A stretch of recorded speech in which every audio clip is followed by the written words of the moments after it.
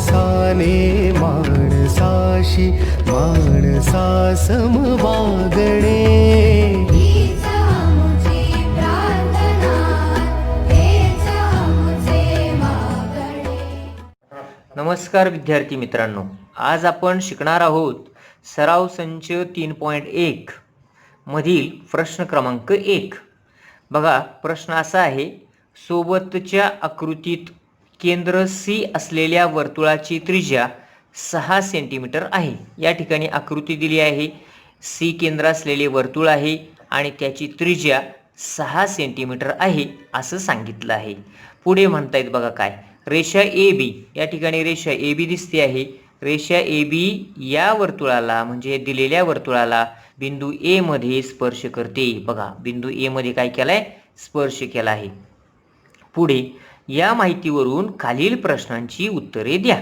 आता प्रश्न पाहण्याच्या आधी आपण काय करूया, आकृतीमध्ये काही रचना करायच्या आहेत त्या करून घेऊया. का बरं, तर या ठिकाणी सांगितलं होतं वर्तुळाची त्रिज्या 6 सेमी आहे. मग वर्तुळाची त्रिज्या आपल्याला दिसते का, नाही दिसत. म्हणून आपण काय करूया, त्रिज्या काढून घेऊया. मग तुम्हाला उत्तर लिहिताना मात्र तुम्ही काय करायचे, आकृतीमध्ये रचना करायची आहे. बिंदू C आणि A जर आपण जोडले तर तुम्हाला या ठिकाणी त्रिज्या मिळून जाईल. ठीक आहे, या ठिकाणी आपण त्रिज्या काढली. त्रिज्या किती दिली आहे बरोबर, 6 सेमी. रेख CA ही त्रिज्या आहे, रेडियस आहे आणि ती किती आहे, 6 सेंटीमीटर. पुढे काय म्हणतायत, रेषा AB वर्तुळाला स्पर्श करते. कुठे करते, A बिंदूत करते. म्हणजे A बिंदू हा झाला स्पर्श बिंदू, पॉइंट ऑफ कॉन्टॅक्ट. ठीक आहे, मग पुढे काय करायचं आता आपल्याला, तर पहिल्या प्रश्नाचं उत्तर आपण बघूया. पहिला प्रश्न काय, एक आकडा, कोन CAB चे माप किती अंश आहे आणि का, म्हणजे कारण देखील द्यायचं आहे. कोन CAB कुठे आहे ना, तो बघूया. आपण पहिल्यांदा उत्तर लिहायला घेऊया. एक आकडा, कोणत्याचं उत्तर आहे, 1चं. आणि मग काय म्हटलंय, कोन CAB दिसला का, हा कोन CAB या ठिकाणी झालेला आहे, कोन CAB. मग कोन CAB किती अंशाचा आहे असा आपल्याला प्रश्न विचारलाय आणि का. मग त्याचं साधं सोपं उत्तर आहे. बघा, आपण एक प्रमेय शिकलो होतो, स्पर्शिकेचा गुणधर्म, प्रॉपर्टी ऑफ टँजंट. काय आहे प्रॉपर्टी ऑफ टँजंट, रेषा AB ही स्पर्शिका आहे, बिंदू A हा स्पर्श बिंदू आहे, रेख AC ही त्रिज्या आहे. मग काय गुणधर्म शिकलो होतो आपण, वर्तुळाची प्रत्येक स्पर्शिका स्पर्शबिंदूतून काढलेल्या त्रिज्येला. मग इथे बघा ना, ही स्पर्शिका आहे, स्पर्शबिंदू A मधून रेख AC ही त्रिज्या काढली आहे आणि म्हणून स्पर्शिकेचा गुणधर्म या ठिकाणी लागू पडणार आहे. पुन्हा सांगतो, वर्तुळाची प्रत्येक स्पर्शिका स्पर्शबिंदूतून काढलेल्या त्रिज्येला लंब असते. कशी असते, लंब असते. आणि म्हणून या ठिकाणी कोन CAB हा 90 अंशाचा होणार आहे, कारण स्पर्शिका ही स्पर्शबिंदूतून काढलेल्या त्रिज्येला लंब असते. समजलं. आणि म्हणून आपण या ठिकाणी पहिल्या प्रश्नाचं उत्तर लिहूया. मेजर ऑफ अँगल CAB म्हणजे कोन CAB चे माप बरोबर किती आहे, 90 अंश आहे. आणि का, त्याचं कारण आपण पुढे लिहूया. काय कारण आहे, फक्त लिहा स्पर्शिकेचा गुणधर्म.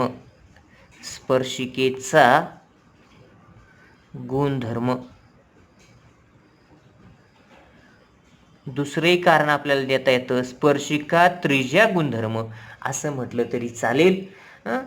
प्रॉपर्टी ऑफ टँजंट इंग्लिशमध्ये म्हणायचं आहे. अतिशय सोपा पहिला प्रश्न होता, संपलेला आहे. बघा, आता पहिल्या प्रश्नातला आता दुसरा आकडा. दुसऱ्या प्रश्नामध्ये काय म्हटले ते आता आपण बघणार आहोत. बघा काय म्हटले, बिंदू C हा रेषा AB पासून किती अंतरावर आहे.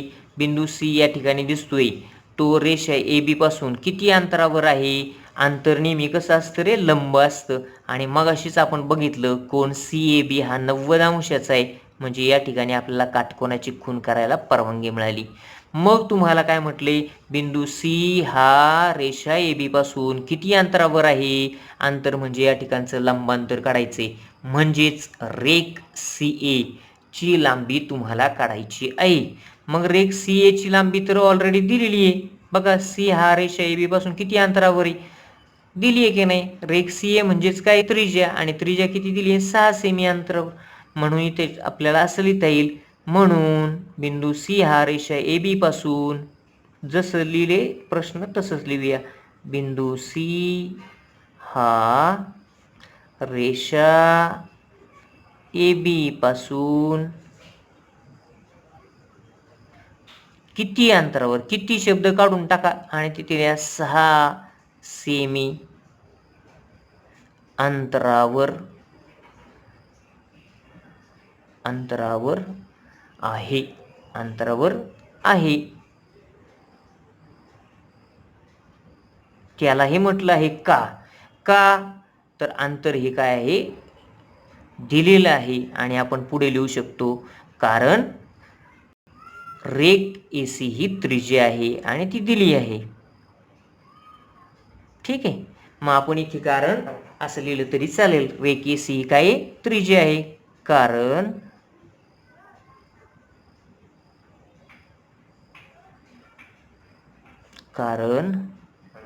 रेख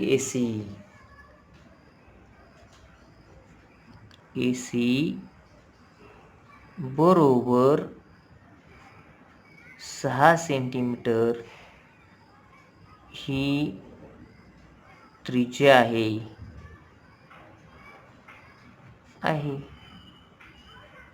समजलं का?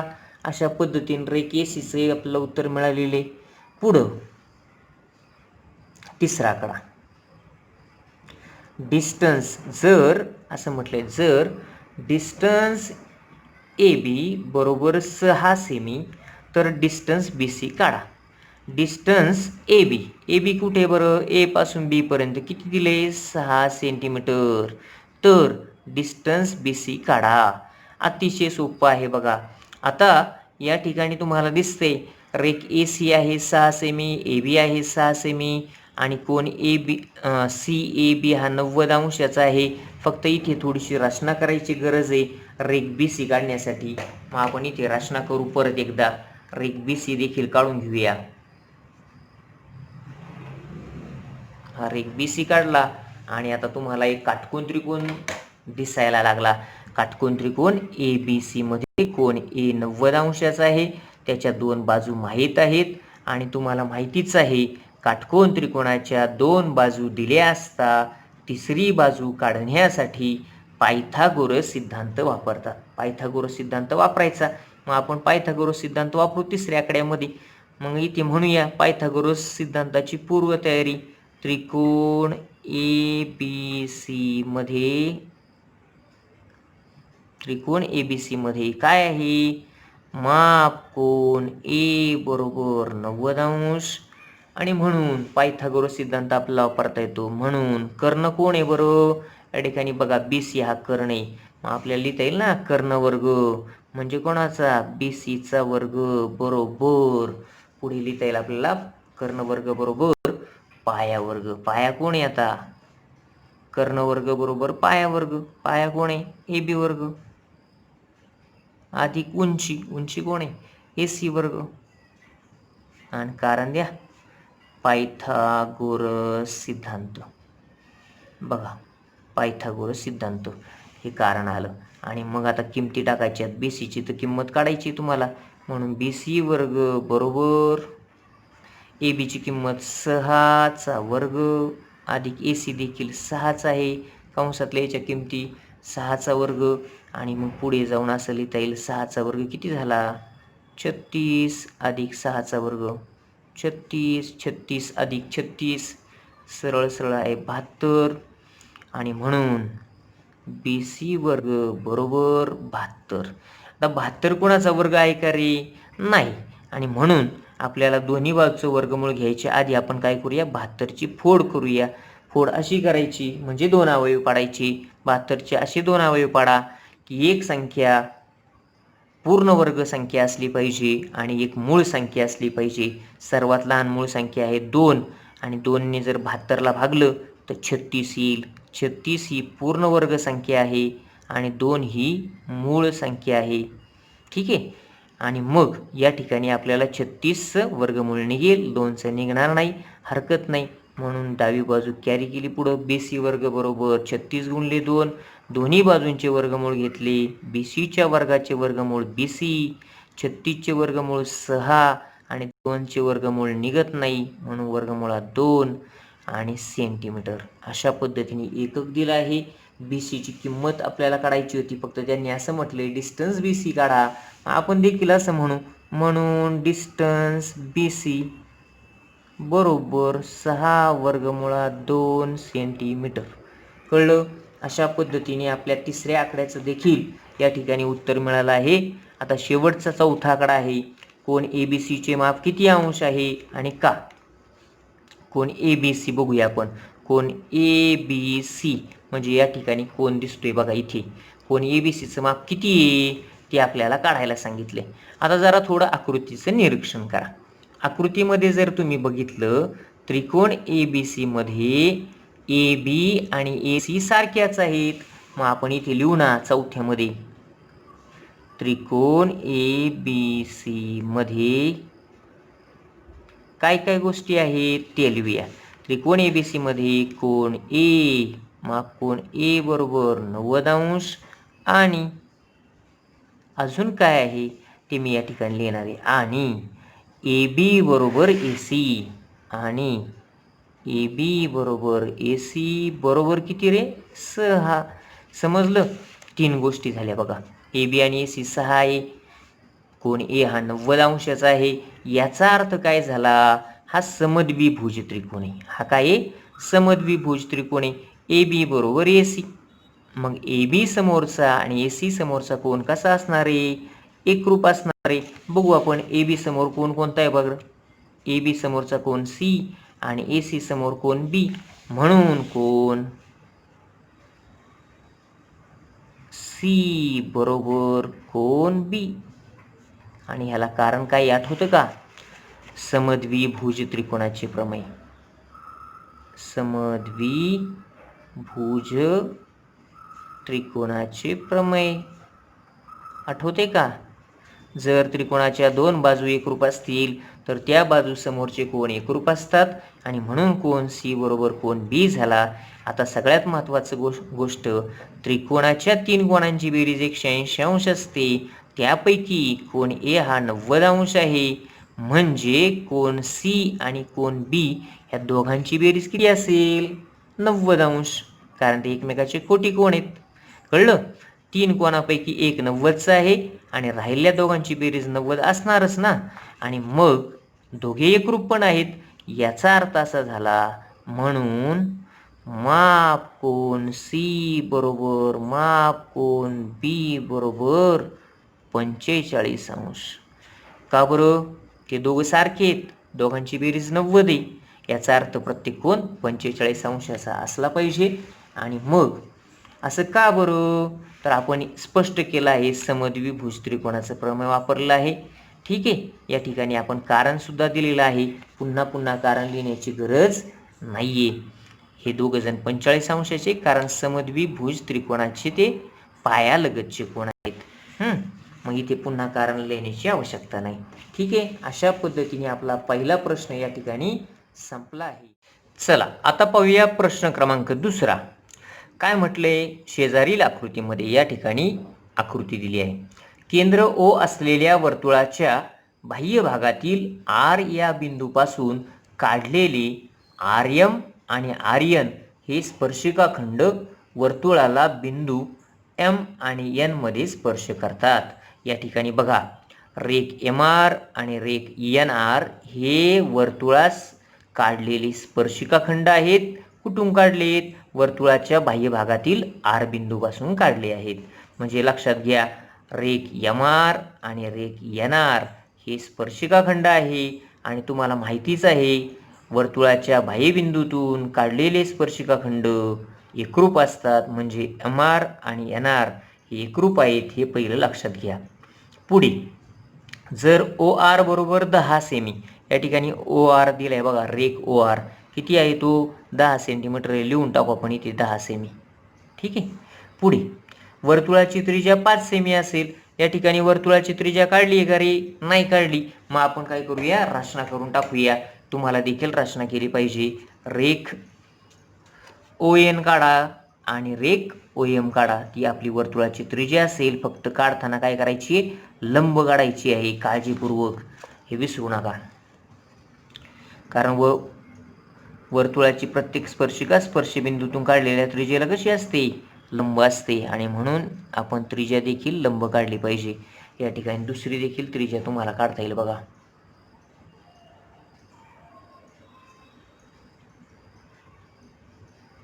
ठीक आहे.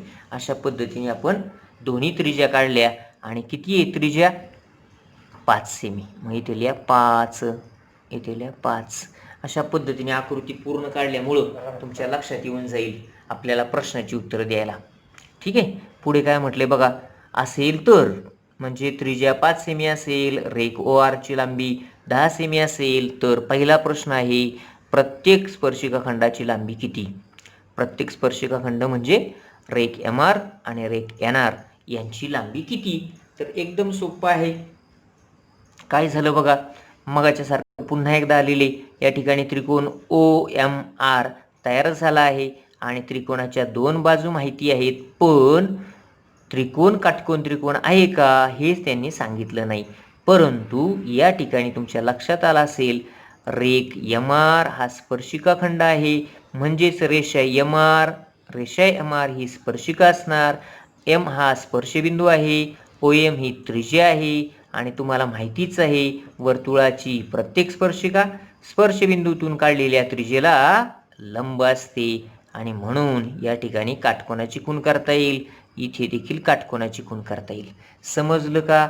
अशा पद्धतीने त्रिकोण OMR हा काटकोन त्रिकोण झाला. आणि काटकोन त्रिकोणाच्या 2 बाजू माहीत असतील, तिसरी बाजू काढायची आपल्याला, तर पायथागोरस सिद्धांत वापरावा लागतो. आणि म्हणून आपण ह्या प्रश्नाचं उत्तर सुरू करूया. प्रश्न क्रमांक 2 आणि त्यातील पहिल्या प्रश्नाचे उत्तर लिहितोय फक्त मी. पहिला प्रश्न काय आहे, प्रत्येक स्पर्शिका खंडाची लांबी काढा. मग प्रत्येक स्पर्शिका खंडाची म्हणजे MR ची काढायची. मग त्रिकोण OMR मध्ये, त्रिकोण या ठिकाणी लिहूया, त्रिकोण OMR मध्ये, त्रिकोण OMR मध्ये. ठीक आहे. त्रिकोण OMR मध्ये कोणता कोण 90 आहे रे? कोण M. माप कोण M बरोबर किती, 90 अंश. माप कोण M बरोबर किती आहे, 90 अंश आहे. आणि म्हणून आता याला कारण दिलं पाहिजे, 90 अंश आहे तर का आहे 90 अंशाचा बरं. कोण M हा 90 अंशाचा का आहे, तर त्या ठिकाणी लिहिलं पाहिजे स्पर्शिकेचे प्रमेय किंवा स्पर्शिकेचा गुणधर्म, स्पर्शिकेचा गुणधर्म, property of tangent, property of tangent. समजलं? आणि मग आपल्याला पायथागोरस सिद्धांत वापरता येईल ना. या ठिकाणी कर्ण कोण आहे रे, काटकोनासमोरील बाजूला कर्ण म्हणतात, म्हणजे रेख OR हा कर्ण आहे. आणि म्हणून आपण लिहूया, म्हणून OR चा वर्ग, कर्णाचा वर्ग बरोबर पाया आपण मानूया OM ला, OM चा वर्ग अधिक उंची MR चा वर्ग. MR ही उंची मानली मी. आणि कारण द्या, पायथागोरस सिद्धांत, पायथागोरस थेरम. आणि मग पुढे किमती घालायच्या. तुम्हाला MR काढायचा आहे, OR किती दिला होता, OR दिले आपल्याला 10. मग इथे लिहा 10चा वर्ग, कंसात लिहायची किंमत कधी पण, OM ची किंमत आहे 5, 5चा वर्ग अधिक MR माहीत नाही, MR चा वर्ग. म्हणून साधी सोपी गोष्ट आहे, 10चा वर्ग करा, 5चा वर्ग करा, चालू शकतं. किंवा पक्षांतर करून वेगळ्या पद्धतीने देखील करता येतं. मी तुम्हाला ती वेगळी पद्धत शिकवतो. पक्षांतर करू आपण. 10चा वर्ग वजा 5चा वर्ग बरोबर MR चा वर्ग. आणि मग या ठिकाणी आपण एक सूत्र वापरणार, A वर्ग वजा B वर्ग. याचं उत्तर काय रे, A वर्ग वजा B वर्गचं. पहिल्या कंसात A वजा B म्हणजे इथे होईल 10 वजा 5 गुणिले दुसऱ्या कंसात ए अधिक बी म्हणजे 10 अधिक 5. कळलं? बरोबर MRचा वर्ग. ही पद्धत देखील तुम्हाला माहीत असू द्या. मग काय होईल? म्हणून 10तून 5 गेले, राहिले किती? 5. आणि दुसऱ्या कंसात 10 अधिक 5 15. समजलं? बरोबर MRचा वर्ग. कळते ना? आणि मग आता आपल्याला दोन्ही बाजूचे वर्गमूळ घ्यायचे आहे, पण 15चे वर्गमूळ निघत नाही. 15चे वर्गमूळ निघते का? नाही निघत. 5चं निघते का? नाही निघत. आपला नियम काय सांगतो?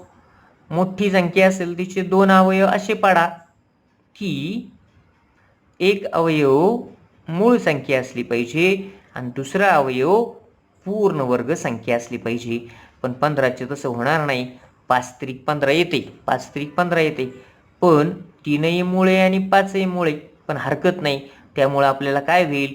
5 हा डबल होईल आणि डबल मिळाला तर 5 5 25 होईल आणि 25चं वर्गमूळ निघू शकतं.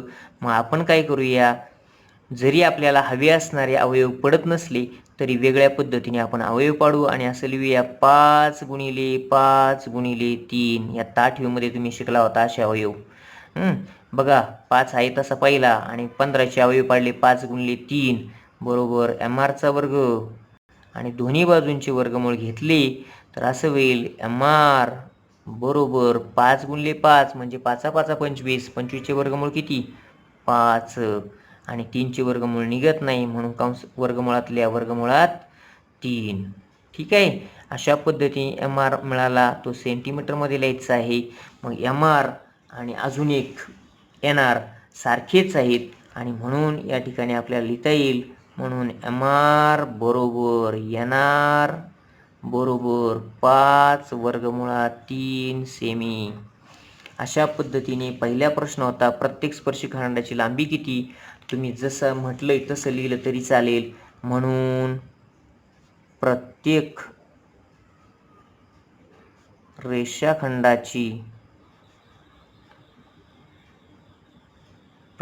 रेषाखंडाची लांबी बरोबर 5 वर्गमुळात 3 सेंटीमीटर असं आपल्याला पूर्ण वाक्यात उत्तर देता येईल.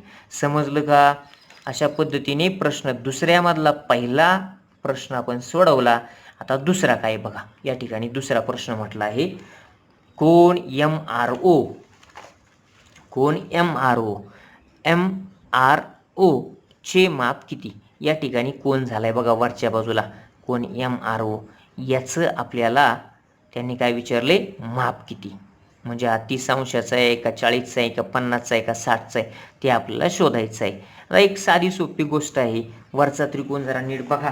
त्या त्रिकोणामध्ये मी तुम्हाला सांगतो काय झाले ते बघा. ह्या त्रिकोणामध्ये जर बघितलं तर तुम्हाला दिसेल की हा त्रिकोण पहिली गोष्ट काटकोन त्रिकोण आहे. हा त्रिकोण काय आहे? काटकोन त्रिकोण आहे. आणि या काटकोन त्रिकोणामध्ये कर्ण हा 10 सेमी आहे आणि एक बाजू जी आहे ती 5 सेमी आहे. मग ह्याच्यामध्ये एक नातं आहे. ते नातं मी पहिल्यांदा लिहितो. प्रश्न दुसरा आपला सुरू झाला आहे, त्याचं उत्तर लिहायचं आहे. त्यासाठी पूर्वतयारी लिहूया. त्रिकोण OMR मध्ये काय झालंय बरं महत्वाचं ते लिहूया. माप कोन M बरोबर 90 अंश आहे ना. माप कोन M काय आहे? 90 अंश. का? तर स्पर्शिकेचा गुणधर्म. शॉर्टकटमध्ये लिहितो स्पर्शिकेचा गुण. ठीक आहे. आणि दुसरी गोष्ट, अजून एक गोष्ट आहे. OM बरोबर 1/2 OR आणि OM बरोबर 1/2 OR.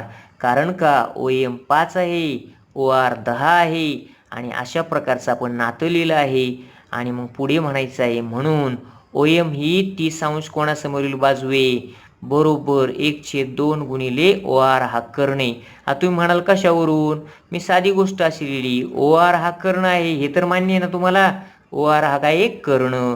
आणि कर्णाचे निम्मे कोण असतं? 30 अंश कोणासमोरील बाजू असते. हे आता 9वी मध्ये आपण शिकलो होतो है ना. जर त्रिकोणाचे कोन 30 अंश 60 अंश व 90 अंश असे असतील तर 30 अंश कोणासमोरील बाजू ही कर्णाच्या निम्मे असते असं आपण शिकलो की नाही.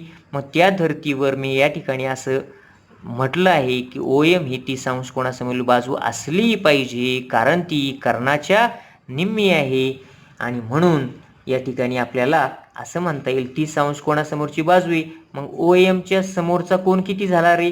30 अंश. आणि म्हणून तिसऱ्या आकड्यात मी लिहिले माप कोण ORM बरोबर 30 अंश, किंवा यालाच दुसरं नाव देता येईल कोण MRO असं म्हटलं तरी चालतं. आणि तो किती अंशाचा आला? 30 अंशाचा. कारण काय? 30, 60, 90 अंश त्रिकोणाच्या प्रमाणाचा व्यत्यास आपण या ठिकाणी वापरला आहे. Converse of theorem of 30, 60, 90 degree angles. ठीक आहे. अशा पद्धतीने आपल्याला दुसऱ्या प्रश्नातला दुसरा आकडा या ठिकाणी पूर्ण झाला आहे. ठीक आहे. त्याच्यानंतर एकच राहिले आहे बघा, तिसरा आकडा कोण MRN. कोण MRN चे माप किती? आणि मग तिसऱ्याचं देखील या ठिकाणी उत्तर देता येईल. माप कोण MRN बरोबर माप कोण ORM अधिक माप कोण खालचा बघा ORN बरोबर ORM किती होता? 30 अंश. आणि ORN सुद्धा किती असणार आहे? 30 अंश. कारण का? तुम्हाला माहिती आहे हे दोन्ही त्रिकोण एकरूप आहे. आपण स्पर्शिका खंडाचा गुणधर्म शिकलो होतो, त्याच्यामध्ये दोन त्रिकोण एकरूप दाखवले होते. याचा अर्थ एकरूप त्रिकोणांचे संगत कोण एकरूप असणार. मग वरचा कोण 30 तर खालचा कोण सुद्धा 30, आणि दोघांची बेरीज येईल 60 अंश. आणि अशा पद्धतीने माप कोण MRN हा मिळाला 60 अंशाचा. समजलं का? ठीक आहे. अशा पद्धतीने आपला प्रश्न दुसरा देखील 3.1 सराव संचामधील पूर्ण झाला आहे. आता पुढचा प्रश्न फक्त मी तुम्हाला तोंडी सांगणार आहे, सोडून दाखवणार नाही, फक्त तुम्हाला हिंट्स देतो आहे. प्रश्न तिसरा जो आहे त्या तिसऱ्या प्रश्नामध्ये रेख OR दिसतोय का? तो तुम्हाला कोण Rचा आणि कोण MO यांचा दुभाजक दाखवायचा आहे. म्हणजेच या ठिकाणी रेषाखंड OR हा कोण Rचा दुभाजक दाखवायचा आहे, त्याचबरोबर कोण Oचा दुभाजक दाखवायचा आहे. त्यासाठी तुम्ही काय करा, हे दोन त्रिकोण एकरूप दाखवा. मगाशी मी सांगितलं वरच्या आकृतीमध्ये आहे ना, स्पर्शिका खंडाचा गुणधर्म आपण शिकलो होतो. हे दोन त्रिकोण एकरूप आहेत. का बरं? रेख MR एकरूप रेख NR, कारण स्पर्शिका खंडाचा गुणधर्म आहे, मधली भुजा सामायिक आहे. OM ही त्रिज्या आहे, ON ही त्रिज्या आहे. या ठिकाणी बा ही कसोटी तुम्हाला लावता येईल. दोन त्रिकोण एकरूप झाले की त्यांचे संगत कोण एकरूप होतील. आत्ता सांगितलं इथे कोण R वरच्या बाजूचा आणि खालच्या बाजूचा एकरूप झाला होता की नाही, आणि तसेच इथे होणार आहेत. आणि असं एकरूप झाल्यामुळं रेख OR हा कोण Rचा दुभाजक होईल. त्याचबरोबर या ठिकाणचा कोण MOR आणि कोण NOR एकरूप झाल्यामुळं देखील रेख OR हा कोण MO यांचा दुभाजक होणार आहे. तुम्हाला हे व्यवस्थित मांडायचं आहे. अतिशय सोपा आहे तिसरा प्रश्न. मी दुसरा प्रश्न घेतला आहे, तिसरा आणि चौथा तुम्हाला सोडवायचा आहे. परंतु वर्गपाठाच्या वहीमध्ये मात्र मी जेवढा व्हिडिओ घेतलाय पहिला प्रश्न आणि दुसरा प्रश्न संपूर्ण लिहायचा आहे. आणि त्यानंतर सराव संच 3.1 तुम्ही आपल्या अभ्यासाच्या वहीत पूर्ण लिहायचं आहे. ठीक आहे. आज एवढंच. ओके. धन्यवाद.